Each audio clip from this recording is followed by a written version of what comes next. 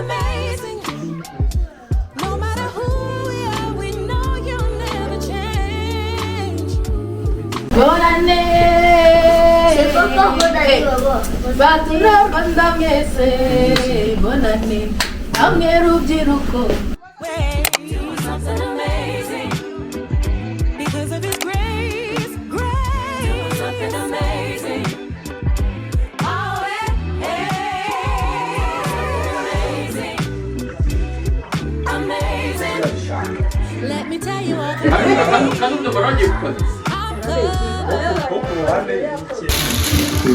Hey guys, abana baracyari kureseva kado, turi kuri bonana ariko tuje dusanga bafite kado, ambereke.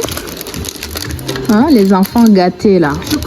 À Noël vous avez des cadeaux, à Nouvel An vous avez des cadeaux, hein? Vous êtes gâtés, hein? À cause de Dieu. Oh, amen, amen. C'est à cause de Dieu, chérie, oui. Yes, amen, amen. C'est à cause de Dieu. Oh, j'aime ça. Ouais. Ndikubwira ngo vous êtes vraiment gâtés. Aziana itavuga ngo c'est à cause de Dieu. Ouais, pasteur, Aziana.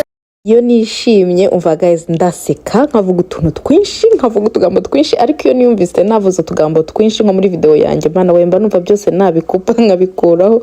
Anyway dukomezanye muri ino vlog reka mprofite ino unboxing y'iyi kado umva iyi kado twarayikunze byatari ariko reka mprofite aka kanya mbaswete bonne année meilleur vœu abo tutaravugana umwaka mushya muhire umva abankurikiye hano kuri YouTube umwaka mushya muhire abankurikira kuri TikTok abankurikira kuri Instagram happy new year niba uri inshuti yanjye mu buzima bwa buri munsi tukaba tutaravugana umva don't worry I'm about to call you okay ariko happy new year Imana izabahe ibihe byiza Imana izabahe kuyegera Imana izabahe kuyinyoterwa ikintu nshaka kubankuraje cyane muri uyu mwaka no gusoma ijambo ry'Imana no gusenga kwegera Imana vraiment mubishyizeho umutima atari kugira ngo umuntu abarebe nta kindi kintu mubikoreye uretse kuvuga ngo Mana ese turi kumwe donc en tout cas ibyo nibyo mbifurije tuzagenda tubidevelopa muri uyu mwaka ariko umva marshmallow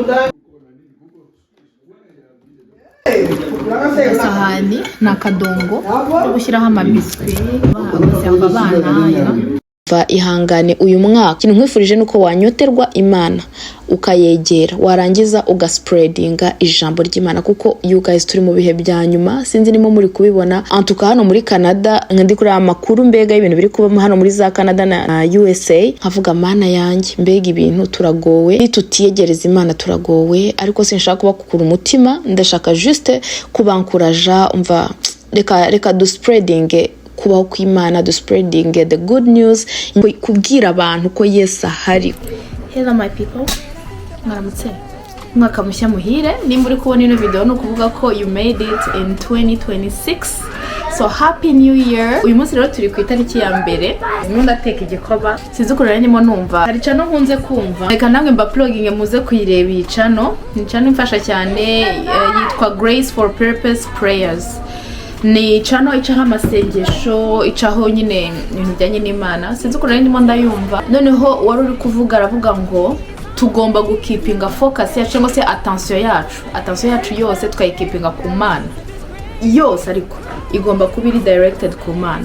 Noneho mpita nibaza ari nk'umuntu wibajije ko n'ikibazo nanjye nibazaga kera nibazaga ese kubera iki ubundi Imana ikeneye ko tuyidirecting aho attention yacu kuki ishaka ko tuyiha attention yacu niba ari Imana ishobora byose Imana idakeneye ko umuntu ayipraisinga kugira ngo ibe Imana niba ari Imana idakeneye ko tuyiramya kugira ngo ibe Imana kuri iki ishaka ko tukora tuyishyiraho attention yacu. Rero mu kanya icyo gitekerezo kingarutsemo nibuka ukuntu nibazaga icyo kibazo igitekerezo kidakinzamo cyo kuvuga ngo reka mbasangize impamvu Imana itubwira kuyigumishaho attention yacu donc dukomeza ariyo tureba ntago ikeneye ko tuyirebaho kugira ngo ibe Imana ni Imana niyo twe twakwanga kuyiramya nitutayishyiraho attention yacu Satani ari ibiyo attention yacu Satani ari butwibe iyo attention ayikurura ijyane kuri we najyana kuri we ni twebwe turi bupfe. Rero Imana impamvu idusaba buri gihe ngo gumisha amaso yawe kuri njye, impamvu Imana idusaba gukomeza tugumisha amaso yacu kuri yo, nuko ishaka kurinda attention yacu ngo ntitourne vers Satan,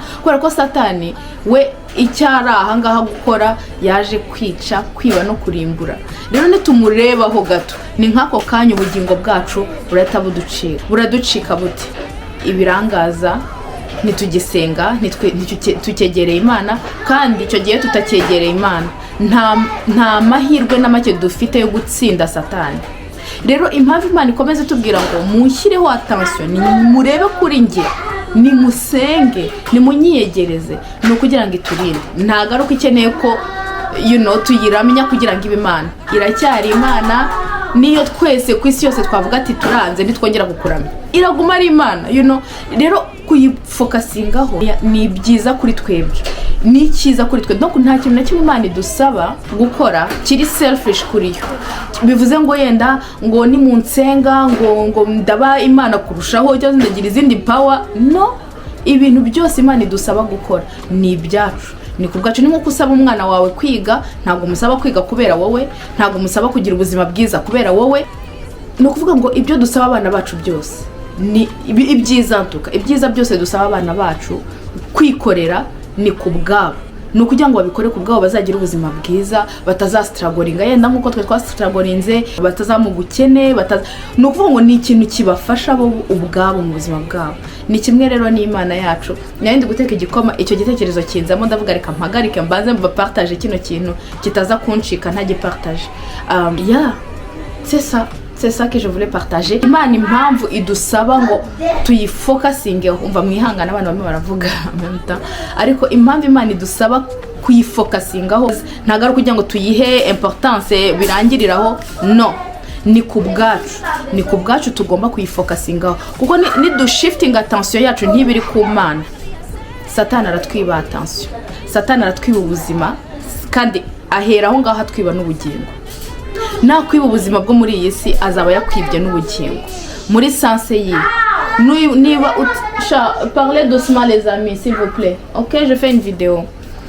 Urumva ndero nagira nakwiba ubuzima, akakwiba focus yawe muri iyi si, agatuma ubuzima bwawe bupasa gutya nta kintu ukoze, nta kubukoresha muri kingdom y'Imana, niko twiba n'ubugingo. Ntubukoresheje muri kingdom y'Imana, ntubukoresheje ngo yenda unasenga Imana, yenda umutima wawe wo ubwawo ubohoke ubeho uzi Imana. Nge nabayeho nafite Imana mu buzima bwanjye, ariko nitwa umurokore, nitwa umukretien, naranabatijwe, ariko mbaho ntafite. Numva Imana yarakomezaga ingarura, umwuka yarakomezaga ngarura, ariko sinayihaga focus yanjye ntabwo yari ku Mana. Urumva nari nkijijwe, nari nzi Imana, nari naremerakiriye Yesu nk'umukiza wanjye, ariko sinzi ko namwubahaga, sinzi ko nubahaga amategeko ye, sinibaza ko nubahaga amategeko y'Imana. Nari ndangaye. Urumva focus yanjye ntabwo yari iri ku Mana.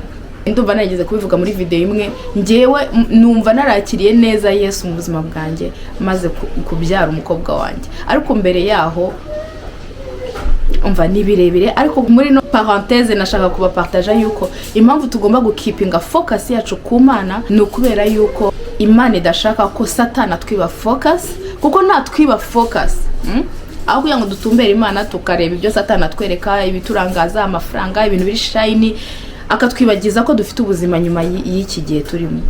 Nyuma y'ubu buzima tuzaluzinga ubugingo bwacu. Rero Imana impamvu ikomeze itubwira ngo nimundebeho, nimusenge, nimunyiyegereze, ni kubwacu, no kugira ngo idusove twebwe. Ntago ari kugira ngo ibe Imana kurushaho, iguma ari Imana twayiramye tutayiramye. So nizere ko hari uwo bifashije muri uyu mwaka wa 2026. Peace.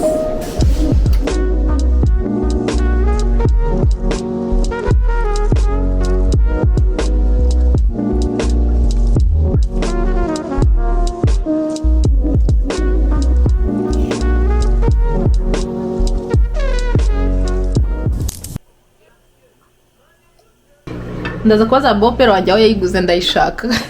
Ndashaka set imeze gutya porno si kubw'abantu bakuru. nibira abana sinzongera kubagaburira ku tuntu tudafututse ko kubitira niba nabatekeye umureti mu gitondo kubita umureti hano mu gatsi hano ni biri sophistique. Ibikombe nakunze ukuntu bifatika, ni binini bifite hasi ushyiramo ukuboko kose ugafata nyine kumva gufasha.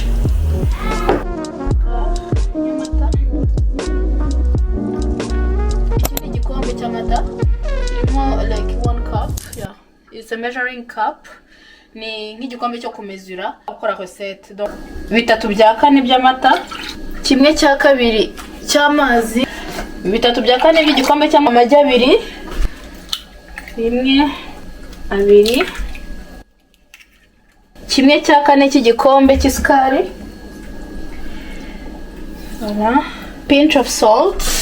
Ibintu byose biri mezure nkoresheje utuyiko two kumezura cyangwa ibikombe byo kumezura. Aka kayiko niho ngiye gukoresha ni 1/4 cy'akayiko gatoya. Seya none nguko ingana ikize ku kuboko yenda kugira ngo kuba dafite measuring spoons. Ni à peu près icyo nari naberetse kare. Harimo vraiment ingredient nkeya.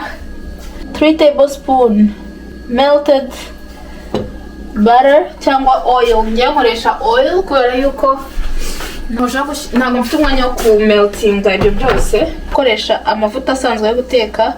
Ubusanzwe nakoreshaga coconut oil ariko ntayo ngifite yashize. Ngomba kujya kugura indi. Usanga nyine ubikoze uko bikwiye. Ntabwo ugera ngo wibeshye urumva ukurikira icyo kintu kimwe ugakomeza ukora la même chose ku buryo nta na rimwe uzigera urata recipe yawe. Ibiko 3 by'amavuta, ushaka gushyiramo butter itarimo umunyu cyangwa ushaka gushyiramo coconut oil. Ngiye nkoresha coconut oil. Nimba ufite coconut oil it's just perfect. Ishonze urayishongesha ubundi ukamenamo. Ibiko 3, hanyuma a cup of flour. Igikombe cya gikombe n'ubundi nakoresheje mezura amata. Ushaka kongera kugikoresha gusa ntugitumbike mu ifu. Ngiye dore uko mbigenza kugira ngo yenda hatagira uwibeshya kazatumbika igikombe mu ifu ngo nuko nanjye nabikoze. Dore ngiye ntabwo ari byo ndi nkora. Mfata igikombe kimwe hano nkasuka muri cya gikombe nakoresheje ndi kumezura amata. Okay, ugasuka mwaha mélange yawe. That's it.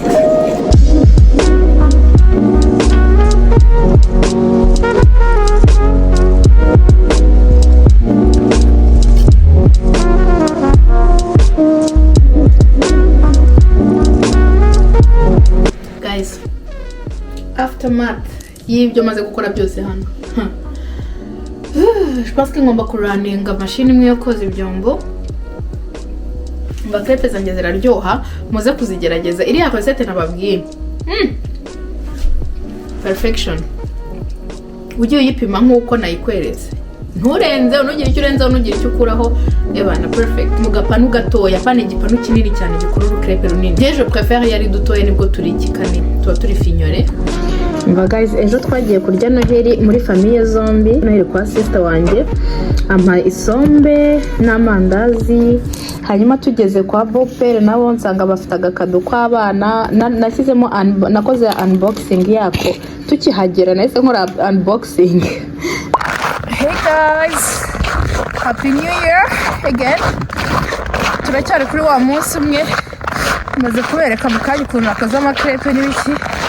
Tugiye kureba abana n'aba grandparents kandi n'ababyeyi nyine babajyanye. Harakonje, duturanye na Sabert Fabi ariko umva iminota 8 yo kugenda yonyine. Hako sava y'umuntu yifubitse neza, bimeze neza. Naje kubera ukuntu magaza ziba zifunze. Ku itariki ya mbere haba hafunze. Reka mbere ukuntu hameze. Hano ni kuri Jeya uko yabuni 2 ubusanzwe abahuza imodoka muri aya masaha. Shaka kwereka just ukuntu hameze, ukuntu hakonje. Samsa ni mu marsha muri ete yo mu Rwanda. Mujye mushima Imana buri munsi. So guys, nari nje kubasezera. Umva mwabonye imisatsi yanjye se nasutse udutwiste tw'imisatsi ya naturel, nta meshe zirimo koza nashaka gufata agapoze pe, nari maze igihe nsa nabi mu mutwe. So I was like reka mfe gukora utu twist kugira ngo nyine ndebe ko iminsi yakwisunika, kuko ntabwo ngishaka gukoresha ama extension, ntabwo ngishaka gukoresha ama mesh. So yeah guys, nari nje kubasezera kubera ko ino video ntago nakoze outro yayo. Murabona aricyo nahindutse se muri 2026 uretse kuba narabyibushye. You guys, mu gihe cya Noheli narariye muri ya minsi ya Noheli ya nyuma ya December. Sinzi byarwaniraga muri njye ariko narariye ntakora siporo ndagenda ndabyibuha, amatama aragaruka, ikintu cyo hasi kiragaruka, but it's okay, twatangiye plan ya siporo. So by the grace of God ngiye kongera nanuke, but in a better way this time, atari kuvuga ngo nuko nanze kurya. So yeah guys, nje kubashimira ko mwarebye ino video ikagera ku musozo. Nizere ko mwinjoyinze ino video, nizere ko iyi vlog hari ikintu basigiye mu mitima yanyu, yaba ari kuri plan ubuzima bwa buri munsi nk'umubyeyi, yaba ari kuri plan spirituel. Iriya passage nabasangije kare tuganira ku mpamvu Imana itubuza kurangara, idusaba kuyirebaho, idusaba kuyishyiraho amaso yacu, ni passage yamfashije cyane. Ryatuka uyu munsi ndimo ndeditinga video, nongeye ndayumva numva irongeye nkoze ku mutima. So I pray yuko namwe igira ikibasigira mu mitima yanyu. Do keeping a focus ku Mana. Ahubwo niyo phrase turi bwandike. Reka turandika abagejeje video hano. Twese turi bwandike ngo focus on God. Cyangwa mu Kinyarwanda dutumbire Imana. Aha, abagejeje hano muri kureba ino video mwandike ngo dutumbire Imana. Umva ni waba unzi wabutanzi. Okay? Wandike ngo dutumbire Imana muri iyo commentaire ya kugira ngo dutange curiosity. N'abatayirebye ngo bayigeze ku musozo. Akenshi ubonye abantu bose banditse bimwe, usubira muri video ukajya kureba impamvu babyanditse. Rero kugira ngo tujyane uwo muntu aho byari biri, kugira ngo agaruke nawe yumve message, twese twandike ngo dutumbire Imana. Okay? Dutumbire Imana. Niba ushaka kubyandika mu Cyongereza wandike ngo focus on God. With the major G. G, okay? Iriya J yo kuri God majuscule. Dutumbire Imana. Focus on God. Ngayo nguko rero. Thank you so much guys for watching. Ubwo turi kumwe muri video y'ubutaha, bagiye kuza bombarde n'ama video.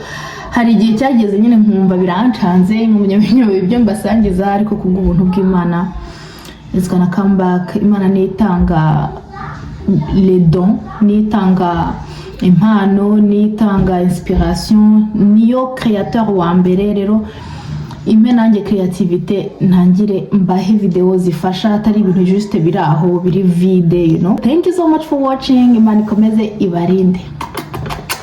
Bye.